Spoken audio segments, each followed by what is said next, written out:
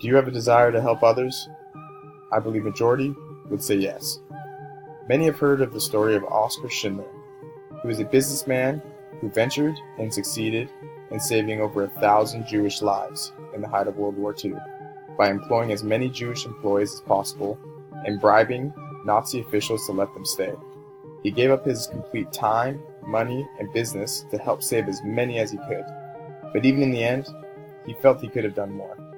Now, many of you don't live in these types of circumstances of genocide or work alongside those struggling for life. But the reality is, there are many outside of our spheres that are. People that are starving. Without food and shelter, there are children being abused and trafficked. There are medical needs that are not being met. The list can go on.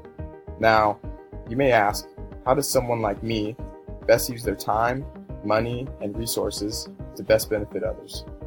Donating time, volunteer hours, and money to specific charities can be rewarding and do a lot of good. According to the book, How to Be Great at Doing Good, the definition of charity is to reduce the suffering and increase the well-being of others. In other words, to make the world a better place. Now, there are hundreds and thousands of charities and social enterprises out in the world today. So how does one choose which is better? According to experts, one should actively research the hard numbers behind a charity or social enterprise prior to donating to make an educated decision to which one has the best cost per good done.